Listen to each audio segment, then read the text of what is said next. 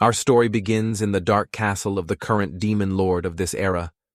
The outward appearance and atmosphere of the castle were harsh and unforgiving, befitting the presiding lord. But tonight was vastly different from a normal night. The massive gates of the demon lord's chambers had been forcefully kicked open. A sinister smile crept onto the demon lord's lips. There was only one person who could have gotten this far into her domain: the legendary hero. That's right. The brave hero had finally reached the final step of any hero's mission, entering the demon lord's throne room and presumably fighting to the death. This meant that this era's hero was not only strong, but also courageous enough to challenge the overlord of the powerful demon race. The demon lord praised the hero for toughing it out and braving his way this far. It was brave, stupid, and most likely the final act of his life. But before any exchanging of blows, drawing of blood, or gritting of teeth could occur in the supposed final battle, the sound of a blade dropping to the cold, hard floor echoed through the room. This was not what the demon lord had expected. She was all in, ready to fight tooth and nail to prevail against the champion of the human race. Instead, what she got was a young man with crimson hair and dead eyes, crying while laughing like a lunatic. He looked disheveled and tired, nothing like the perfect picture of a valiant hero challenging an evil overlord. This guy was stumbling and mumbling, asking her to just end him now. In a bizarre twist of fate, no fight happened that night. Instead, the hero was pulled into the demon lord's lap as she gently patted his head with one hand and smoked a cigarette with the other. She calmly stated that in life, both good and bad things happen, and giving up after one or two bad events is never the way to go. Inwardly, she thought that humans were such cruel creatures, and this boy was proof. They had forced a 17-year-old handsome boy to fight against an all-powerful being, a demon lord like her. The poor young man had been pulled from a different world and forced to risk his life to protect a stupid king, his poorly treated slaves, and an endlessly corrupt kingdom.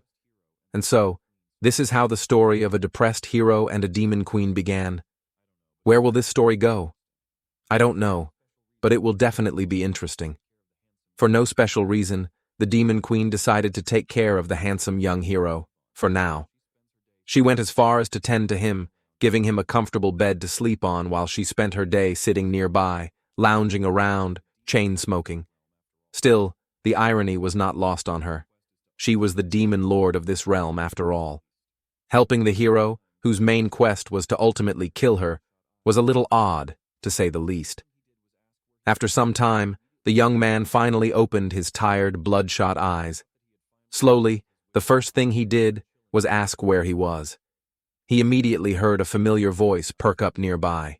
He thought he had finally fulfilled his wish to die, and was just chilling in paradise. That thought made his mouth contort into a weird-looking smile. Combined with his dead eyes, the demon lord was startled. This young man had such a creepy smile. Once he realized he wasn't alone in the room, he also jumped in fright and promptly asked if Madame Demon Lord had also died and joined him in paradise. She quickly dispelled that idea. The depressed hero then felt his various injuries and figured he was still alive. The next question in his mind was, where in the hell am I really? She casually explained that they were in one of the rooms of the demon lord's castle. On account of the hero crying so much that his eyes turned as red as his hair and eventually falling asleep on her lap, the demon queen had carried him here. Now that he was caught up on the situation, his next question was, when does she plan to kill him? She lazily answered that there would be no killing, at least not now.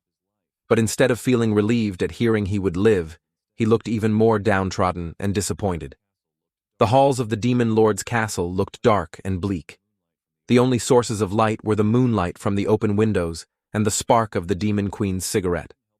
As she walked through her domain, she couldn't help but ponder what in the world was wrong with this hero. He'd been here for quite some time now, and she didn't even know his name. Thinking about him constantly made her blush a little. That guy was weird, or maybe she had it all wrong, and she was the one being weird in this scenario. She was running errands around the castle when she was halted by a bright light coming from the massive balcony. On one side of the castle stood the young man she had rescued, standing there unmoving like a statue under the bright light of the stars in the night sky. The sight made the demon queen pause,